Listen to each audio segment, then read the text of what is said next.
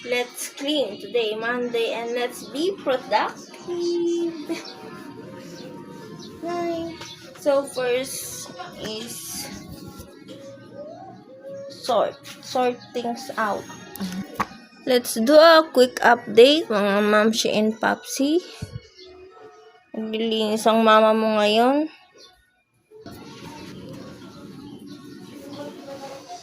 Let's clean today, Monday, and let's be productive.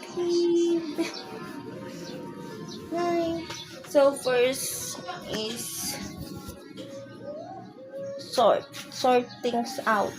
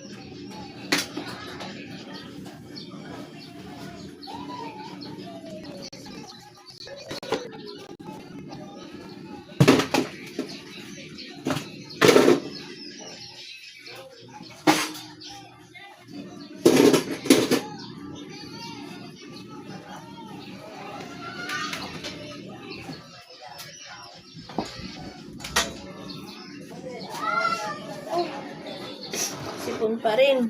Asar, sipon na to.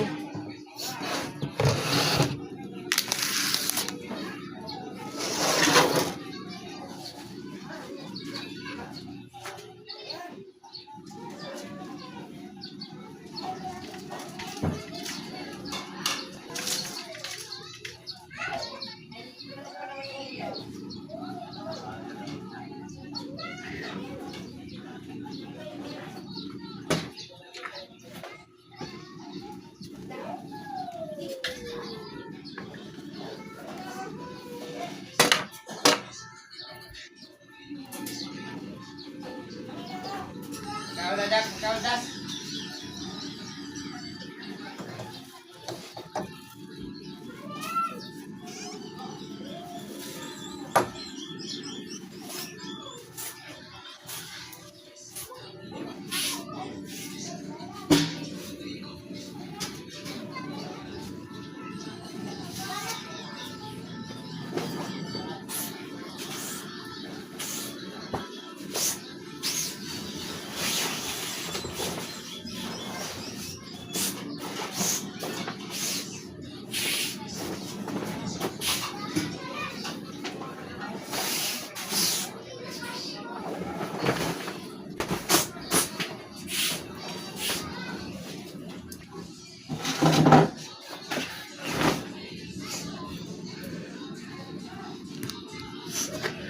So, sa paglilinis ng mga mamshi and papsi at sa mga kabataan dyan na hindi nakakaalam ng 5S, malaking tulong yung 5S sa paglilinis. Kasi napapabilis nito yung gawain natin. Sa paglilinis. Natutunan ko lang yung 5S nung nagtrabaho na ako. Nag-aaral ako sa NCST. Bago ako mapunta sa Hirasaki. Naturuan ng mga Hapon.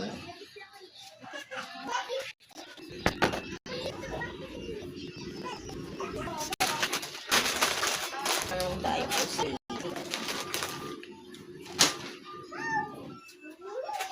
Tingnan mo si Kano na dito.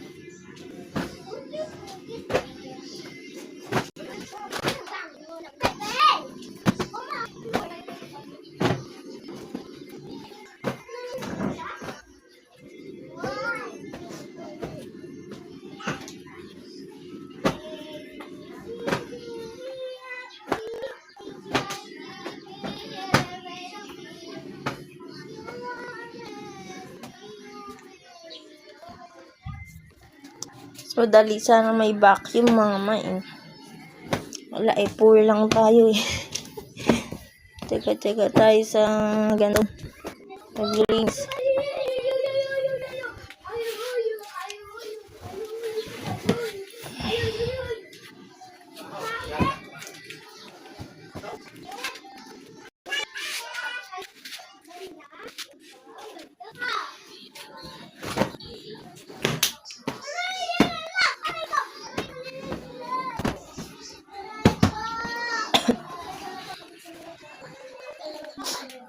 Tiga lang talaga tayo.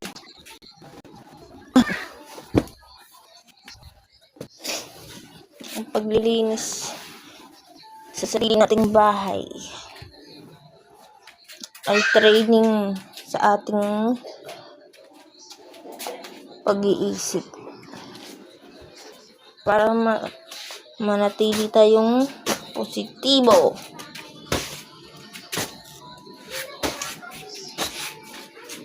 Pananatili ang positibong pananaw sa buhay.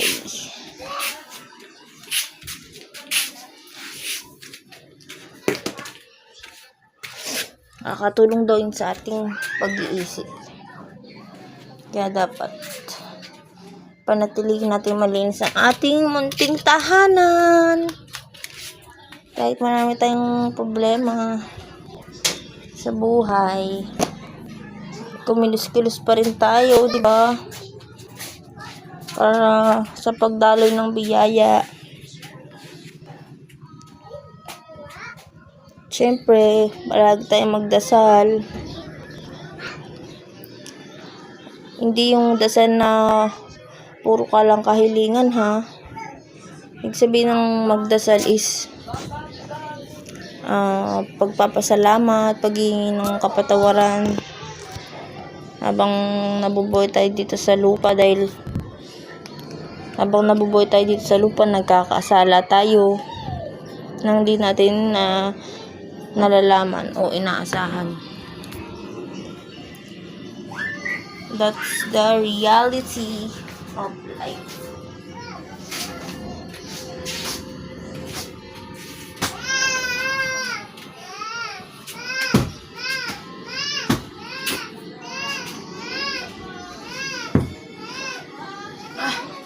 Heavy. Dating.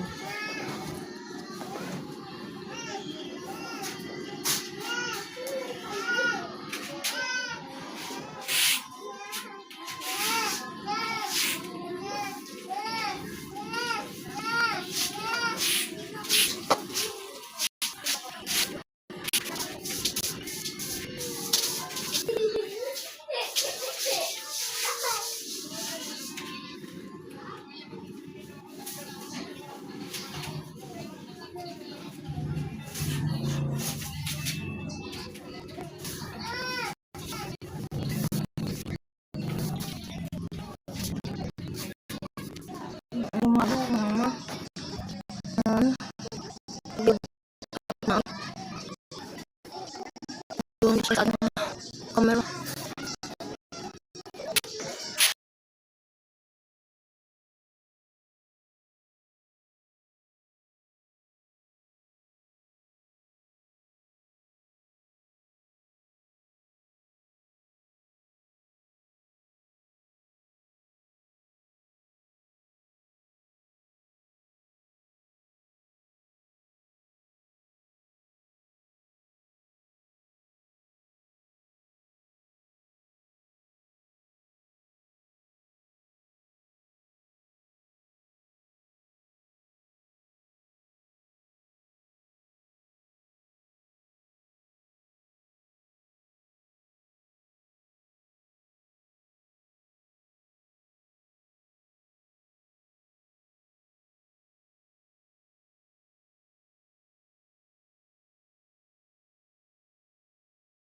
Ito natin.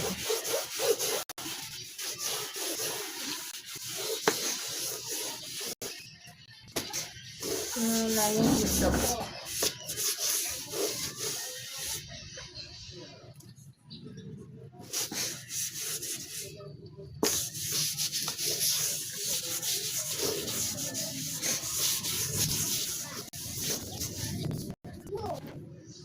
Parang alalikabok no.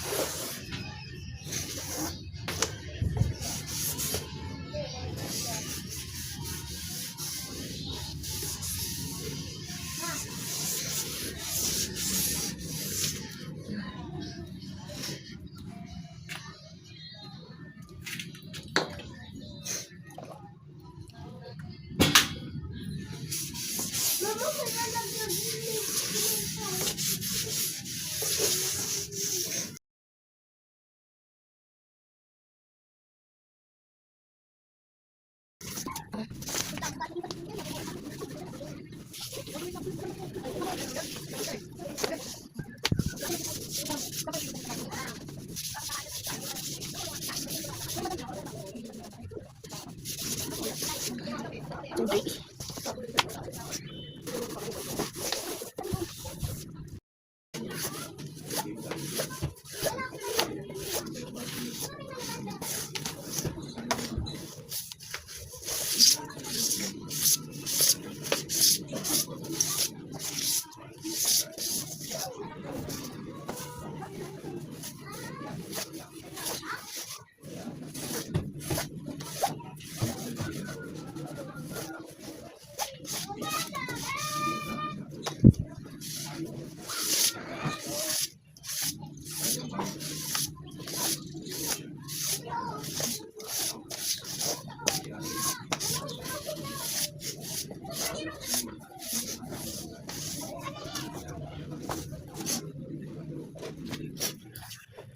Mamahima ko lang mga karamihan sa mga tao.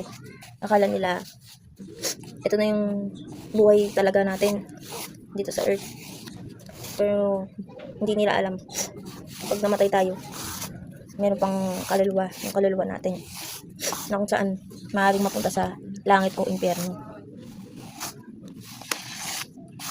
Akala nila, kapag namatay sila doon na nagtatapos yun, hindi, meron pang meron pang another stage yun. Hindi pa doon nagtatapos ang lahat na pag namatay kayo na yun, wala na, meron pa yung kaluluwa mo, buhay pa rin yung kaluluwa mo. So ang tanong, paano mo maliligtas yung kaluluwa mo, diba?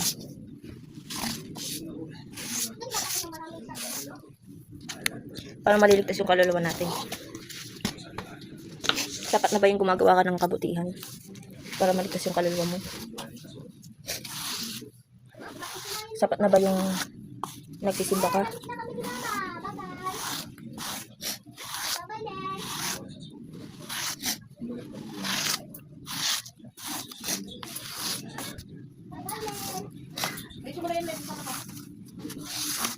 Totoo ang impyerno. Kaya kung ayaw natin mapunta sa impyerno, that ginagawa natin yung kalooban ng Diyos. Kaya di lahat ng namamatay mapupunta sa langit. Ito ang impyerno.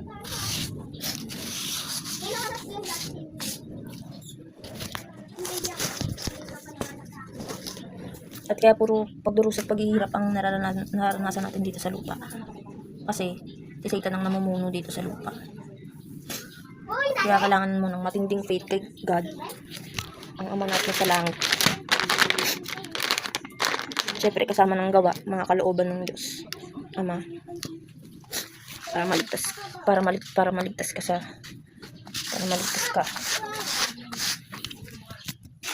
Ano? Gutom ka na? Anong oras na? Anong oras? Saan? Nasote? Wait lang, makat ko muna dito. Ayan, to be continue. Maraming hindi nakakaalam nito mga ma.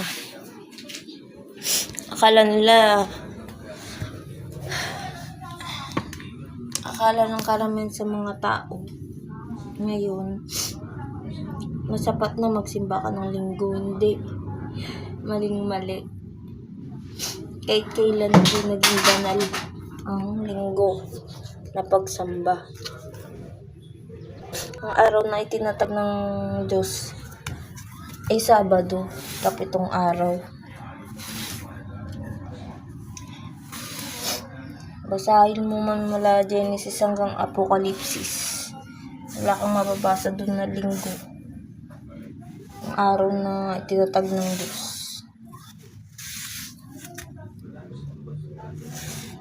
Mabasa mo nga sa Genesis chapter 2 verse 3. Ang 7 araw tinatag ng Diyos. Ginawa niya itong pinabanal niyang araw ng 7 araw. Yun ang 7 araw. Sabat ay Sabado. Hindi linggo.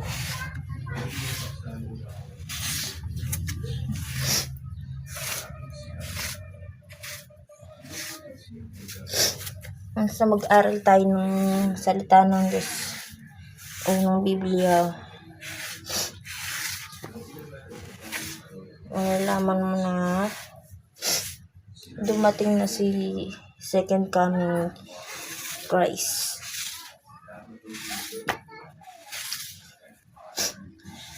Dala niya yung bagong pangalan. Siya ang nagbalik ng mga kautusan.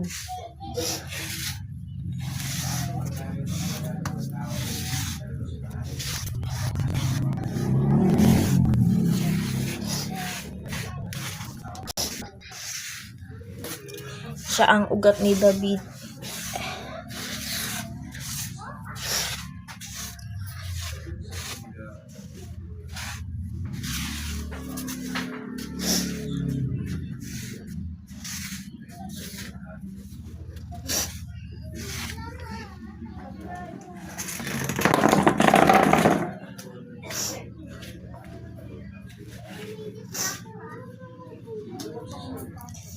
At yung akala mo na na isa lang ang Diyos, mayroon tayong Diyos Ina. Mabasa mo yun sa Galatians chapter 4 verse 26.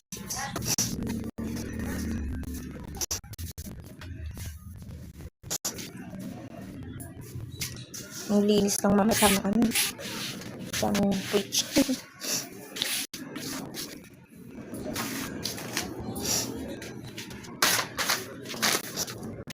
Ilan lang sa mga naaral.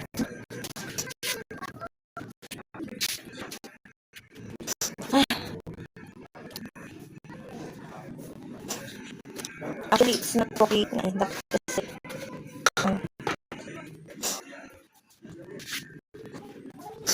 dapat din siya online.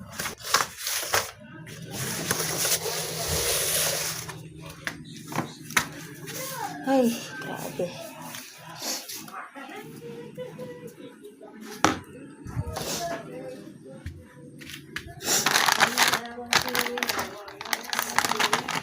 Basta ang main point ko dito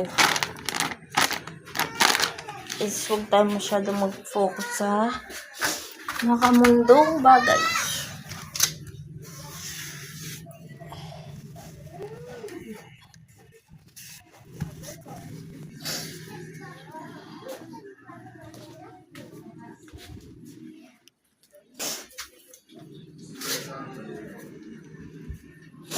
Ay, ako.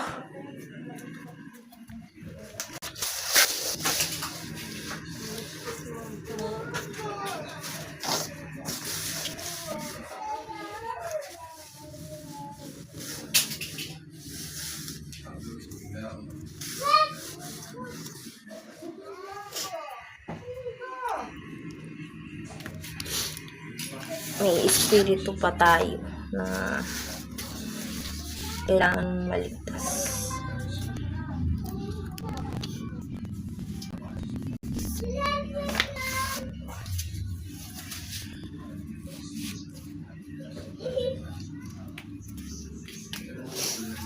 Kaya habang may oras pa, habang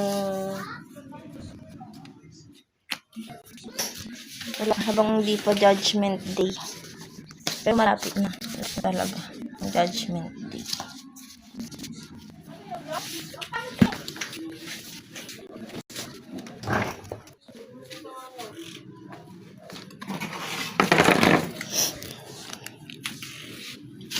Sukat ko muna dito. Masyado nang mahaba kasi. Dami ko pong gagawin.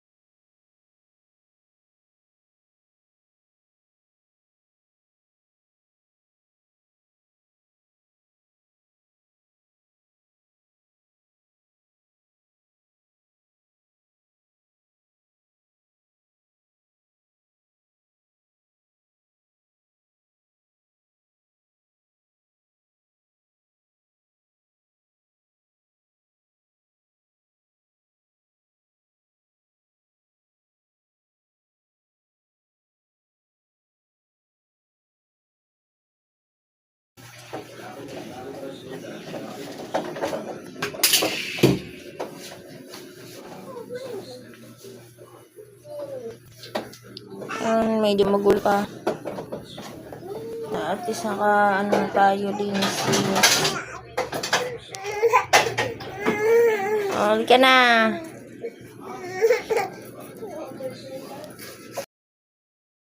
Ayun! Tirinta sa mga ang pangit.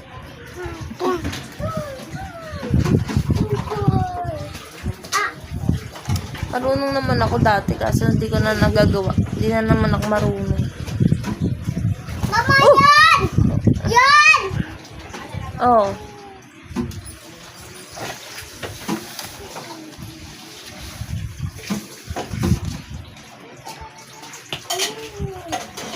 Lock. Lock. Epiyas. Epiyas. Iskar. Police car. Car. Car. The whisker. Police car, sabi mo. Yeah, whisker. Mm. Wheel, wheel, wheel, wheel, wheel, wheel. Whisker, wheel, wheel, wheel. Say Papa. Mama. Say Papa. Mama. Nagpapapa na siya. Papa. Papa. Papa.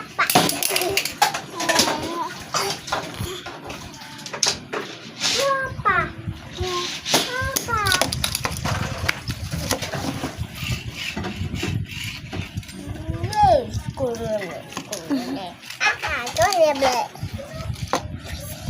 Say Papa.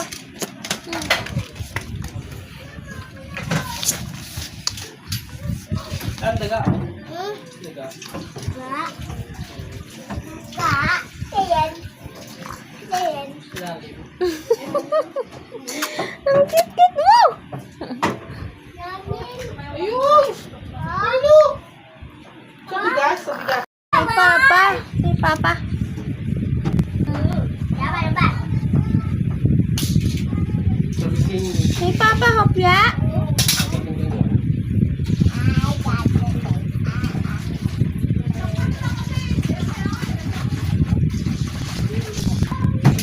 Naubad yung padyak mo.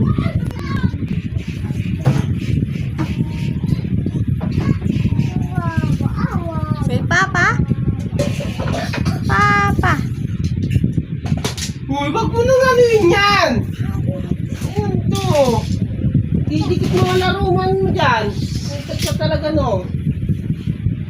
Kaya mo lang yan. Pakagat kita dyan. Okay.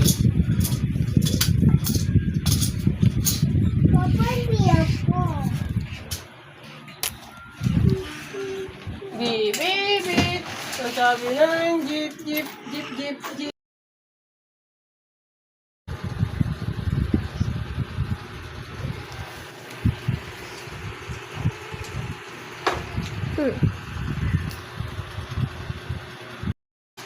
As a small content creator po, malaking bagay na po ang pag-like at pag-subscribe sa aking YT channel at pag-follow nyo po sa aking Facebook, TikTok, and Instagram.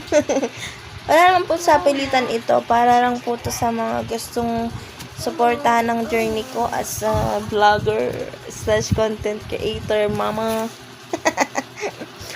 So, yun lang. Thank you so much sa nagmamahal at nagsusuporta sa Mama Mowing Vlogs.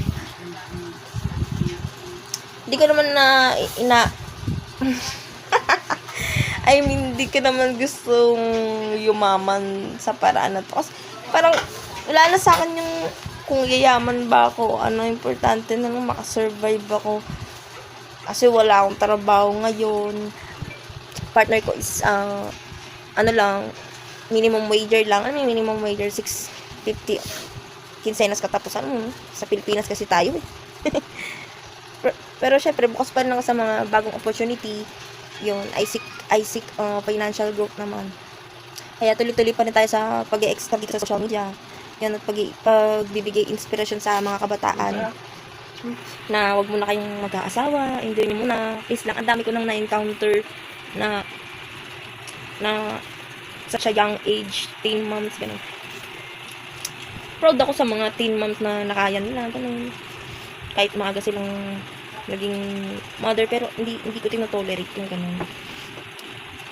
Sa akin, hindi rin porkit in the right age na ako sa pamilya is ayos na. Kasi hindi naman din ako financially stable nun eh. Mentally prepared lang ako kasi gusto ko naman talaga na bumuo ng sariling pamilya. Hindi lang financial ready. Yun. That's why ini-encourage ko kayo na dapat pag mag-aasawa kayo, siguraduhin nyo muna talaga na kaya nyo. Mentally prepared kayo. Syempre, bonus na lang yung financially prepared. So, thank God pa rin kasi sa mga tao sa paligid ko is very supportive yun. Mga relatives ko, tita and tito ko yun. Thank you so much sa mga nagmamahal sa akin. Thank you so much. Mahal na mahal ko rin kayo. And God bless us all. So, yun. Huwag mong kakalimutan mag-like and subscribe. Napahaba na naman ng aking mga sinasabi. Yun lang. Like and subscribe. Love you all.